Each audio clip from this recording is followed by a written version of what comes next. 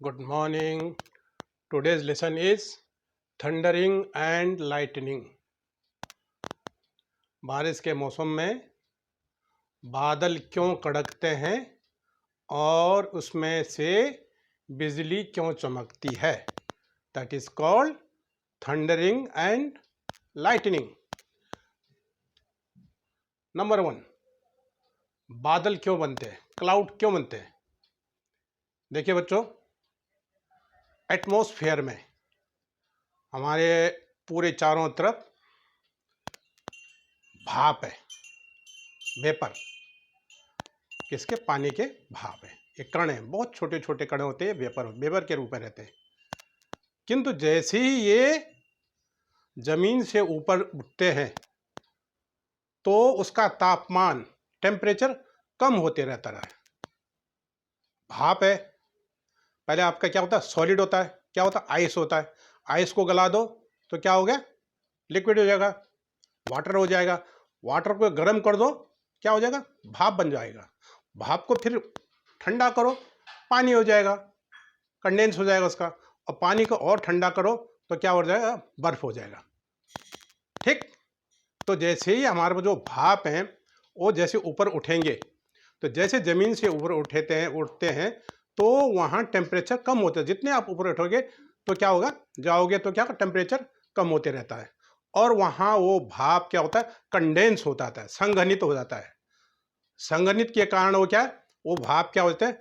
छोटे छोटे ड्रॉप में पानी के रूप में संघनित हो जाते हैं। राइट। और इधर और ऊपर चले गए हो और ठंडे हो गए तो क्या हो जाता है? बर्फ के टुकड़े में बढ़ जाते हो, आइस बॉल बन जाते हैं छोटे छोटे। ये हमेशा आपस में, क्योंकि ये हवा के कारण क्या कर रहे हैं? ये इधर उधर टकरते रहते हैं। तो इन टकराव के कारण ही इलेक्ट्रॉन की उत्पत्ति होती है। यदि यही इलेक्ट्रॉन बहुत ज्यादा हो गया तो दैट इज कॉल्ड इलेक्ट्रिसिटी। आप समझे बात? पहले छोटी सी बात समझ लो। हमारी ये क्या कर रहे हैं, जो जो हमारे वेपर्स होते हैं, ये वेपर जैसे ऊपर जाते हैं, ठंडे मौसम में जाएंगे, वो ठंडे एरिया में जाएंगे, ठीक है, तो वहाँ क्या हो जाएगा? क्या हो जाएगा? कंडेंस हो जाएगा, तो भाप का कंडेंस हो जाएगा और वह पानी के ड्रॉप के रूप में बन जाएगा। और वही पानी और ऊपर चले जाएगा ठंडे हो गए तो बर्फ के रूप में भी हो जाते हैं। और ये कण आपस में टकराते रहते हैं क्योंकि हवाएं चलती रहती हैं, कभी नॉर्थ को जाते, कभी साउथ को जाते, कहाँ जाते, ये घूमते रहते हैं। और ये फ्रिक्शन के कारण ही इसमें इलेक्ट्रॉन पैदा होते रहते हैं। Right. First one. Second one, दो बादलों के टकराने के कारण थंडरिंग होती है। अब आप कहेंगे कि भाई आवाज क्यों आती है? ठीक है, बादल बन गए, आवाज क्यों आती है? अब आप बताओ, मेरे दो हाथ हैं, मैंने ये टकरा दिया, क्या आपको आवाज आया? नहीं आया? आया ना? तो जब आप दो हाथों के टकराने के कारण ही आपको आवाज आ रही है, तो बादल कितने बड़े होते हैं? इतने बड़े होते हैं, दो डिस्ट्रिक्ट के बराबर होते हैं वो। एक डिस्ट्रिक्ट दूसरे डिस्ट्रिक्ट से टकराएगा तो कितनी आवाज आएगी, कितना साउंड आएगा उसका? राइट। एक यहां से नॉर्थ से आएगा, एक साउथ से आएगा, और दोनों आपस में टकराएंगे तो आपस में जो टकराने के कारण जो आवाज आती है that is called thundering. Right. हजारों टन वाटर रहता है इसमें, बादल में हजारों टन वाटर होता है, उसके पार्टिकल्स होते हैं, उसकी बिंदु होते हैं, वाटर के जो आपके कण होते हैं वो इतने रहते हैं उसमें। और वो जब आपस में टकराएंगे तो कितनी बड़ी आवाज होती है, तो उसको कहते हैं थंडरिंग। राइट। नेक्स्ट। अच्छा, बादल और क्या होते हैं? ये करीब लगभग जमीन से 6 to 10 किलोमीटर तक और ऊपर नहीं जाते हैं। 6 to 10 किलोमीटर तक। आप कभी जो आप किसी ने आपके हवाई जहाज सफर की होगा, आप देखो हवा क्या, जैसे हवाई जहाज ऊपर चले जाता है तो बादल आपके नीचे नीचे कितना अच्छा दिखाई देता है, वो सीनरी कितनी अच्छी लगती है, बादल नीचे रहता है। तो इसके ये 10 किलोमीटर तक ही उससे ऊपर नहीं जाता, बादल नहीं पहुंचता है। ओके, समझ गए? Are you clear? नेक्स्ट, बिजली घर्षण फ्रिक्शन से क्या कारण उत्पन्न होती है? यह 2 से 2.5 लैक्स वोल्ट के बराबर होते हैं। अब मैंने कहा था आपको कि इलेक्ट्रिसिटी क्या क्या है क्या इलेक्ट्रिसिटी इलेक्ट्रॉन से बनते हैं, और ये इलेक्ट्रॉन किससे बनते हैं? घर्षण से, फ्रिक्शन से। आप जो बिजली बना बना बना अपने गए गए होंगे वहाँ, जहाँ बिजली बनता है वहाँ देखो बड़े बड़े सिलेंडर घूमते हैं, कोई लेफ्ट घूम रहा, कोई राइट घूम रहा, तो और उस पर लगे रहते हैं उसमें, और वो फ्रिक्शन से ही बिजली उत्पन्न रहती है। आप जाएंगे 11th-12th में जाएंगे, वहाँ आपको कि बिजली कैसे बनाया था, आपके पास वहाँ उसका एक्सपेरिमेंट भी है। आप वहाँ समझ जाओगी कि इलेक्ट्रिसिटी कैसे उत्पन्न होती है। ओके, है फ्रिक्शन से होती है। पहले इसके इलेक्ट्रॉन बनेंगे, इलेक्ट्रॉन के ज़्यादा होने के कारण ये इलेक्ट्रिसिटी में परिवर्तित हो जाती है। आप समझे बताएं? और जो बादल में जब अब ये एक बादल दूसरे बादल से जब टकराता है, तो बताओ इसका वोल्टेज कितना रहता है? 2 to 2.5 लैक्स वोल्ट। लगा लो कितना होता है। आपके घर में कितने वोल्टेज आती है? 220 volt, 220 volt, 440 volt maximum. 220 volt में ही आप कहीं हाथ लग गया तो कितना बड़ा मतलब झटका लगता है। लगा लो 2 लाख वोल्ट में कितना भयानक करंट होगा उसमें। ये जब आपस में बादल टकराते हैं तो वहां इसकी डेंसिटी कितनी भयानक होती है? 2 to 2.5 लैक्स वोल्टेज। अनुमान कीजिए, घर के सारे जितने भी हमारे उपकरण हैं, आपका गीजर है, आपका एसी है, आपका वॉशिंग मशीन है, कितने में चलता है? 220 वोल्ट में चला लेता है। तो लगा लो 2 लाख वोल्ट कितना हाई होगा, तो उसकी शाइनिंग कितनी होती होगी? आपने देखा होगा बारिश के समय में कितनी कितनी तेजी से चमकती है, राइट? द डेंसिटी ऑफ क्या? इलेक्ट्रॉन। आजा, बिजली जमीन पर क्यों गिरती है? आपको जरूरत थोड़ी है भाई, जब आप बिजली जब चमकती है, जब थंडरिंग एंड लाइटनिंग होती है, तो प्रश्न उठता है भाई, ये जमीन के ऊपर ही क्यों नहीं चली जाती है? ऊपर क्यों नहीं जाती है? जमीन में क्यों आती है? न्यूटन ने क्या कहा? न्यूटन क्या पेड़ के नीचे बैठा था, सेव के पेड़ के नीचे बैठा था, उसके सिर में सेव गिर गया, सोचने लगा ये नीचे क्यों, ऊपर क्यों नहीं गया है? तो लगा लो यही सोच में, यही अनुसंधान में, यही रिसर्च में ग्रेविटी उसने निकाल दिया उसका। अब यही सोच है। प्रश्न उठता है, बिजली जब चमक कड़कती है, जब बादल आपस में, ठीक है आपने बता दिया, आप पूछेंगे भाई आपने ठीक बताया, 2 बादल के आपस में टकराने के कारण क्या होता है? आपका थंडरिंग होती है। ठीक है, फ्रिक्शन से आपके बिजली भी पैदा हो गया, मानते हैं हम, पर ये जमीन में क्यों आई? प्रश्न उठता है ना, ये जमीन में क्यों आई? अब देखो बच्चों, मैं एक छोटा सा एग्जांपल देता हूं मैं। आजकल तो खैर अब तो आपके संचार के कितने माध्यम हो गए हैं। हम अपने जमाने की बात बताते हैं। हम आज से 60 साल पहले की बात बताता हूं, मैं आपको ले जाता हूं अपने में। जब हम पढ़ते थे, जब हम किसी कंपटीशन के लिए जाते थे, तो हमारे माँ बाप क्या कहते थे? भाई दिल्ली में जाना है, कहाँ रहेगा? तो अपने रिलेटिव को चिट्ठी लिखते थे। उसमें फ़ोन भी कहाँ था? फ़ोन के लिए भी पोस्ट ऑफिस में लाइन लगाना पड़ता था। चिट्ठी लिखते थे, मेरा लड़का वहाँ आ रहा है,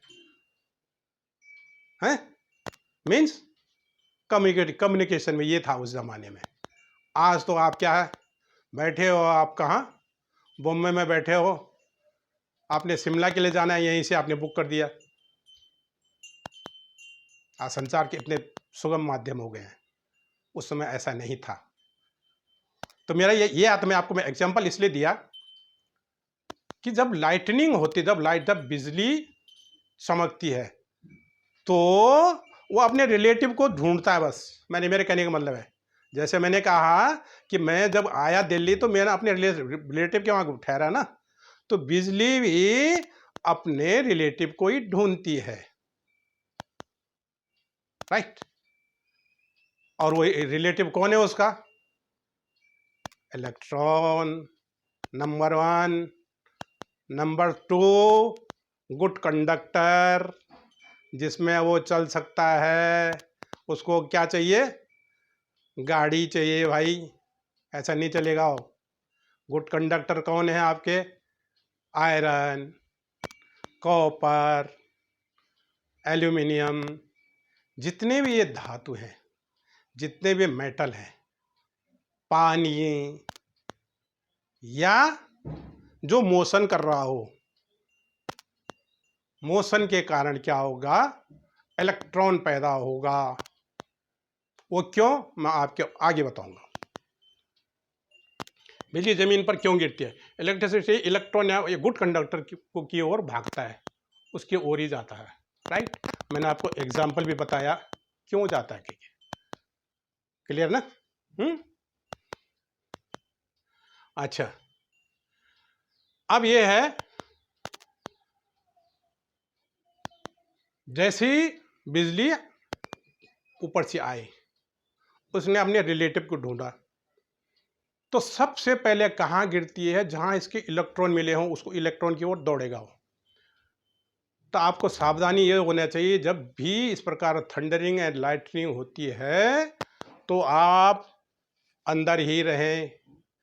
इलेक्ट्रिसिटी की ये प्रॉपर्टी होती है कि वो बाहर ही बाहर चलता है, वो हथौड़ा नहीं है, अंदर नहीं आएगा तोड़ के, राइट। आप ये मत समझो कि वो मकान को फोड़ के अंदर आएगा, कभी नहीं आएगा। वो बाहर बाहर ही चलता है। इलेक्ट्रिसिटी की क्वालिटी है बाहर ही बाहर चलता हो। इसीलिए बड़े बड़े बिल्डिंगों में ऊपर आपने देखा होगा ये 3 ऐसे रहते हैं, त्रिशूल जैसे, और वहां से पूरा कॉपर का रोड अर्थिंग करके पूरे जमीन में चले जाती है। अर्थिंग की व्यवस्था होती है, नीचे कॉपर प्लेट लगाया जाता है, जमीन से करीब 6-7 फीट नीचे कॉपर लगाया जाता है। फिर उसके बाद कोल लगाया जाता है, चारकोल होता है ना, चारकोल, बजरी, राइट। ताकि जैसे वो अपने रिलेशन को ढूंढने आए तो क्या सबसे पहले क्या होगा? गुड कंडक्टर है। कौन क्या है? आपका जो कॉपर क्या गुड कंडक्टर है, उसको ढूंढेगा वो। जैसे ही आएगा तो उस पर उसको पकड़ेगा वो। अब जैसे ऊपर पकड़ेगा तो वो क्या पूरा मकान, यदि वो ये ना रहो, यदि उसका अर्थिंग ना हो तो मकान को डैमेज करेगा। उससे बचाने के लिए क्या करेंगे? वो सीधे अर्थ में चले जाएगा, अर्थिंग। आपके घर में भी आप लगाते हैं, अब कभी आप देखे होंगे जब इलेक्ट्रिसिटी, जब आपको मकान बनाते हुए देखिए, उसमें अर्थिंग होती है। 2 आप लगाओगे, अब लगाते हैं ना, सॉकेट लगाते हैं ना, तो 3 होता है, ऊपर का अर्थिंग होता है, वो उससे कनेक्ट कहाँ से? सीधा उधर इलेक्ट्रिक पोल से, पोल से वहाँ से, जैसे वहाँ से अर्थ आएगा यहाँ चले, वहाँ से सपोज आपके माने इलेक्ट्रिसिटी ज़्यादा आ जाए तो अर्थिंग के माध्यम से नीचे चले जाएगा। आपने जब मीटर में जो आप देखोगे, देखेंगे आप कभी, तो मीटर से वहाँ से अर्थिंग की व्यवस्था रहती है। कभी वोल्टेज ज़्यादा आएगा तो अर्थिंग के माध्यम से नीचे, अन्यथा अंदर से डैमेज कर सकता है। आपके फ्रिज फूक जाएगा, आपका वॉशिंग मशीन फूक जाएगा, आपका एसी खराब हो जाएगा। तो इससे बचने के लिए आपने देखो, कोई भी देखो, आप आयरन देखो ना, आयरन, उसमें आपके जब जो ऊपर होगा उधर सॉकेट होगा, 3 होते हैं उसमें, हैं। तो उसका positive, minus and Hari line होती है उसकी। उसका वायर करके होता है, ग्रीन होता है, तो अर्थिंग हो जाता है उससे। ज़्यादा मैंने आपको वोल्टेज ज़्यादा आएगा तो वहाँ से अर्थ हो जाएगा, राइट। तो और आपका जो दूसरी कहाँ गिरती है? पीपल के पेड़ में, ऊंचे ऊंचे पेड़ में। अब लगा लो पीपल के पेड़ में क्यों गिरेगी साहब? आपने देखा होगा, जैसी बारिश आती है तो हवा के साथ क्या होता है, उनके पत्ते क्या करते हैं? हिलने लग जाते हैं। हिलने से क्या होगा बताओ? इलेक्ट्रॉन पैदा हो जाएगा। आप अपने बाल को रगड़िए और अंधेरे में देखिए, तो यहाँ क्या होगा? यहाँ पर क्या होगा? लाइट आना शुरू हो जाएगा। समझ पाते हैं? आपको जब 6-7 में देखा होगा आपने कि वो रगड़ते ना, ये आप सब, और छोड़ो, आप वो ले लो, ये कॉम्ब ले लो, और उसको रगड़ो और नीचे कागज़ के छोटे छोटे टुकड़े वो उसको खींचने लग जाता है। देखो इलेक्ट्रॉन है ना, खींच रहा हो फ्रिक्शन से, मतलब इलेक्ट्रिसिटी बनता ही फ्रिक्शन से। तो जैसे ही आपके वो जो आपके उस जो पेड़ है जो उसके जो पत्ते हिलेंगे और पूरा मूवमेंट होता रहता है, तो मूवमेंट के कारण उसमें इलेक्ट्रॉन पैदा हो जाएगा। तो ऊपर जो इलेक्ट्रिसिटी आएगा तो मैंने क्या वो अपने रिश्तेदार को ढूंढता है, सबसे पहले इलेक्ट्रॉन में जाएगा तो सीधे उस पेड़ में गिर जाएगा। और पेड़ में क्या होता है, वहाँ अर्थिंग की कोई व्यवस्था नहीं है, इसलिए उसको फूंक देता हूँ, जल जाता हूँ। राइट। तो कभी भी हो जब इस प्रकार थंडरिंग एंड लाइटनिंग हो रही हो तो आप पेड़ के पास ना रहें। गुड कंडक्टर जो भी हो जिससे बिजली चलती है, जिससे वायर बनते हैं, लगा लो कॉपर हो गया, एल्यूमिनियम हो गया, आयरन हो गया, इसके नज़दीक न जाएं, क्योंकि वहीं जाएगा रिश्तेदार के पास, आप वहाँ जाएगा तो आप पर भी लग जाएगा।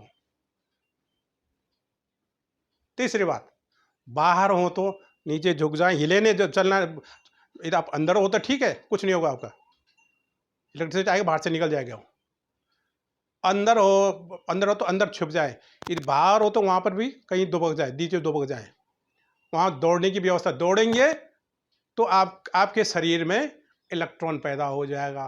हाथ रगड़ेंगे, यहाँ क्या हो जाएगा, बिजली, आप गर्मी आना शुरू हो जाएगा, हाथ रगड़ेंगे तो ये क्या गर्मी क्या रही, इलेक्ट्रॉन बन रहे हैं, तो वो अपने रिश्तेदार के वहाँ आ जाएगा, सीधा करंट आप पे आ जाएगा, खत्म हो जाओगे। पानी के नज़दीक न जाए, पानी भी क्या है, गुड कंडक्टर है। राइट। आपको कहते हैं ना भाई गीले हाथ से आपको जो प्रेस नहीं करना चाहिए, क्योंकि वो गुड कंडक्टर है।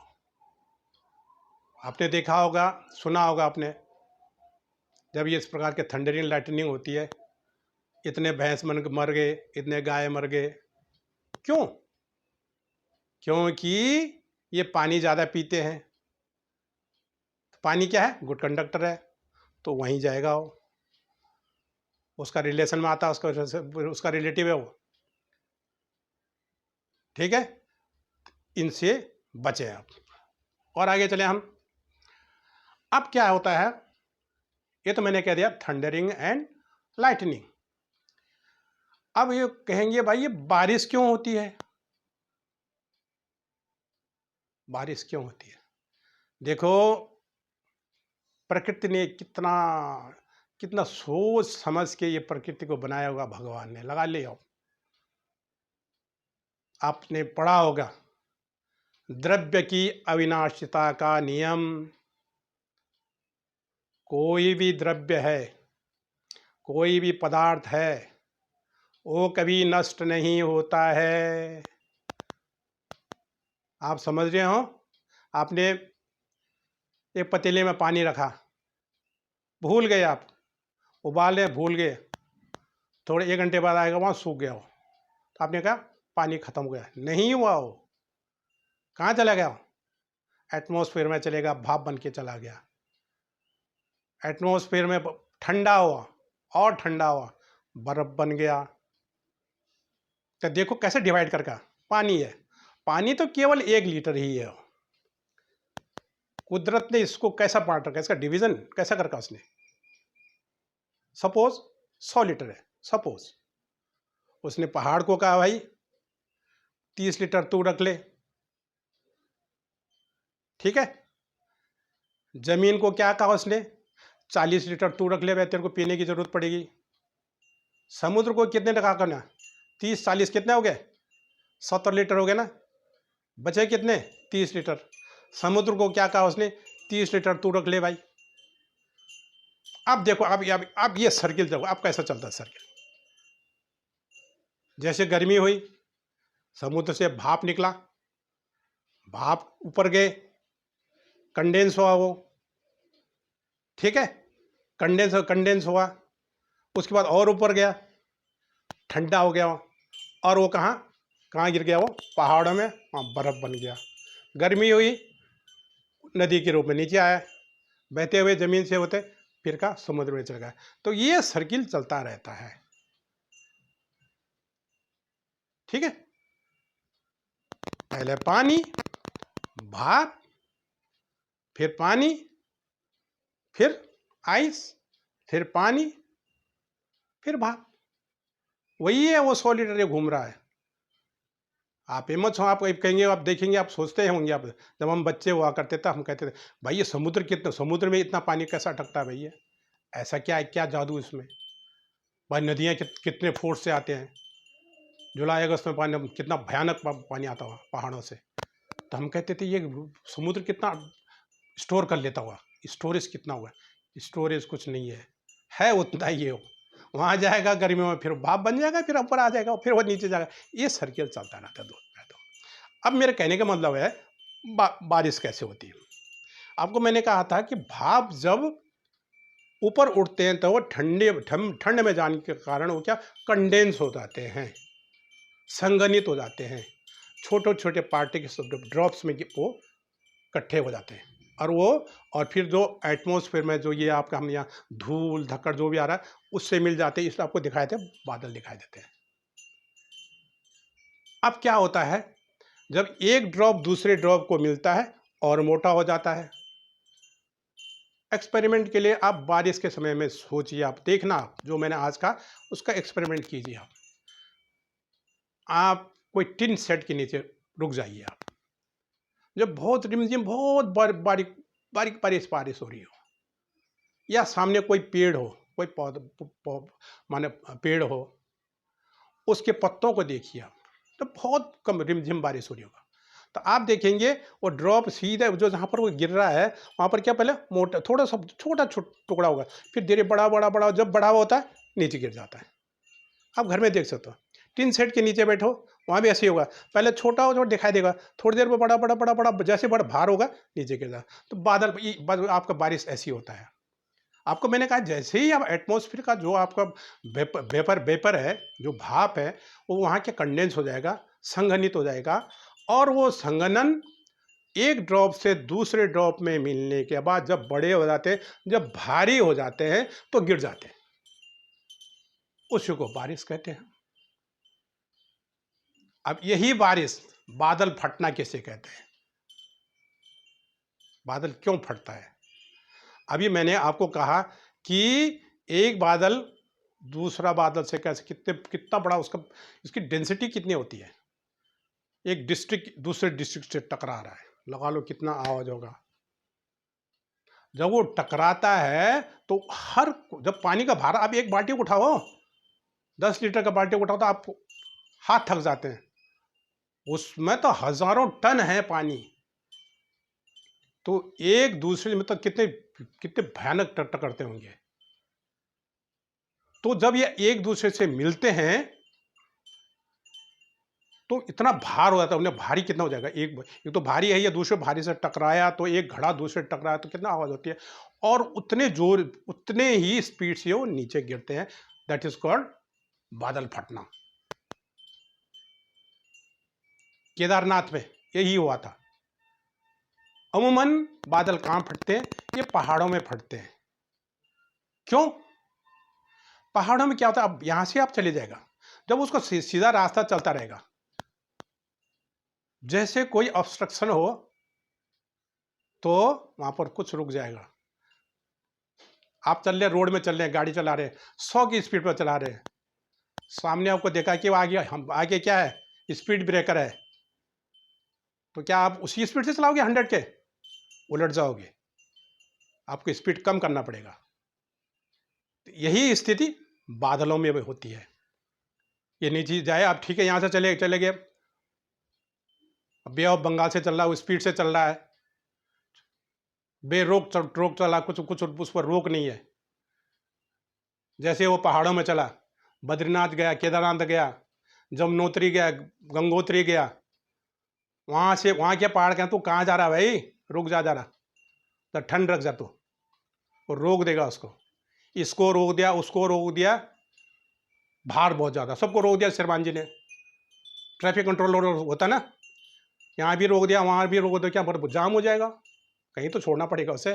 तो उस स्थिति में क्या आपस में टकराव बहुत ज्यादा हो जाएगा, और वो इतने जोर से टकरते हैं कितना पानी है बाबा, मैंने आपका हजारों टन के हिसाब, 1,000 टन यहाँ, 1,000 टन, आपस में जब टकराएंगे तो पूरी तरह से नीचे गिरे, दैट इज कॉल्ड बादल फटना। केदारनाथ में कब हुआ था ये? 16 मई 2013 को यही त्रासदी हुई थी, हजारों आदमी मारे गए थे, पता ही नहीं चला कहां चले गए। जब पहाड़ में जब नदी बहती है तो क्या स्थिति होती होगी, वो केवल पहाड़ी आदमी जानता है, अब प्लेन्स वाले नहीं जान पाओगे इसे, पता ही नहीं चलता कोई कहाँ कंदरा कहाँ कहाँ घुस गया, कोई पहाड़ पेड़ों क्या नाम है ये पत्थरों के नीचे वहीं दब गया, कोई रेत के नीचे दब गया, कोई कहाँ चले गया, क्या स्थिति हुई है। हजारों आदमियों को पता ही नहीं चला, डेड बॉडी के पता नहीं चला, पता नहीं कितना मरे, कुछ अनजान नहीं है इसका, खाली बताते हैं इतना ऐसे पे करा, उसका 10% भी नहीं है जितना बताया गया, 10% का रहा, 10%। ये बुरे हाल हुए थे उसमें। तो बादल जब फटता तो ये हाल होते हैं, इसको कहते हैं बादल फटना, राइट। आगे चलिए हम, बरसात क्या होती है, पानी के ड्रॉप जब मिलकर बड़े हो जाते हैं तो रेनफॉल होता है, वायुमंडल में ठंडा हो जाता है तो बर्फ के रूप में हो जाता है, और आपके ओले भी इसी स्थिति में आते हैं। जब क्या वही आपके बादल कण ऊपर जाते हैं, ठंडे हो जाते हैं, तो आपने आइस बॉल के टाइप में नीचे करते हैं। ये अप्रैल के महीने में होता है उमूमन, जब ठीक आपका ये फसल काटने का टाइम होता है, उसमें वो ओले गिरते हैं, ठीक है, समझ गए बात है। अच्छा, अब इसका मैंने आपको सावधानी बता दिया आपको मैंने, घर के बाहर ना जाएं, जब बड़े बड़े बिल्डिंगों में, उसमें तड़ित चालक का प्रयोग जरूर करें। अब आप बोलेंगे कि भाई जो ये वो रहते ना, टावर्स रहते हैं, रिलायंस ने जो टावर लगा रखे हैं, क्या इसमें बिजली नहीं गिरते? नहीं गिरते, पकड़ते, ये भी तो कंडक्टर है। नहीं, क्यों? अर्थिंग की व्यवस्था है, ऐसे नहीं लगाते, लाखों करोड़ों का होता है एक टावर, लाखों का होता है, तो उसके लिए उसके अर्थिंग की व्यवस्था है, जैसे ही ऊपर से गिरेगा तो अर्थ में चले जाएगा, खत्म, जमीन में चले जाएगा, जमीन उसको खत्म कर लेता है, उसके पावर को खत्म कर लेता हूँ। अब आप समझ गए होंगे थंडरिंग क्यों होती है, कि दो बादलों के आपस में टकराने को ही थंडरिंग कहते हैं। बिजली पैदा क्यों होती है, बादलों में जो छोटे छोटे संघनित कंडेंस वाटर हैं, ये आपस में फ्रिक्शन करते रहते हैं, फ्रिक्शन के कारण उसमें इलेक्ट्रॉन पैदा होते हैं।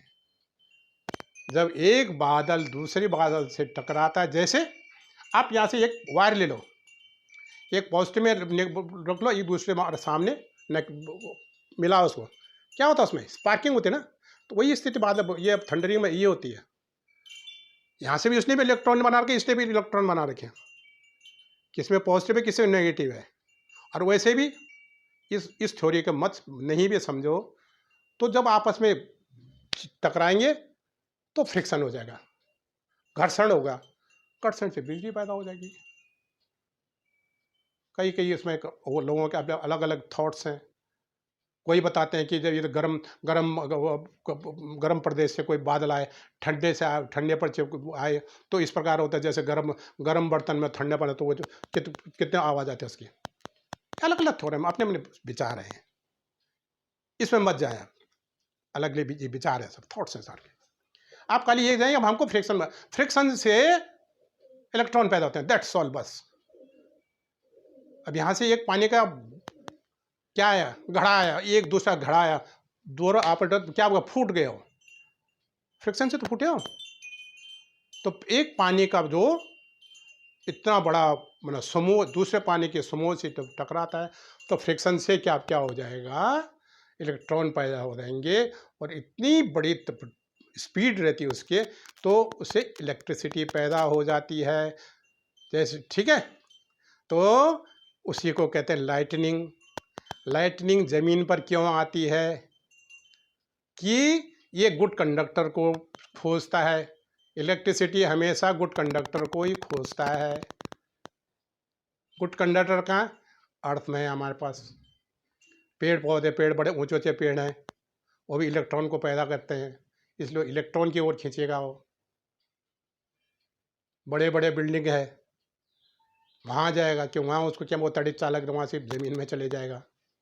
पानी है, गुड कंडक्टर है वो। लोहे, एल्युमिनियम या कॉपर इस अर्थ में है, उसको ढूंढेगा वो, इसीलिए वो अर्थ की ओर खींचता हो। ठीक है, इसी को बिजली गिरना बोलते हैं। सावधानियां क्या है? पेड़ों के पास न खड़े हों। यदि बाहर आप, कोई जरूरत है ना हमेशा अंदर ही बैठे रहें, आप बाहर जाओ दुबक जाएं, मोशन न करें, मोशन करके आपके इलेक्ट्रॉन पैदा हो जाएगा तो वहीं आ जाएगा वो। पानी के नज़दीक न जाएं,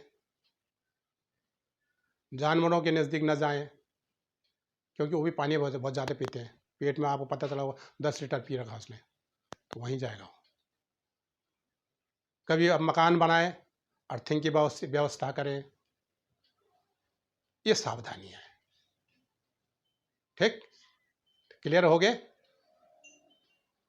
तो आप इसको स्टेप वाइज देखना, फिर कल को मैं आपको कोई अच्छा सा टॉपिक साधारण भाषा में आपको सिखाऊंगा। तब तक के लिए धन्यवाद।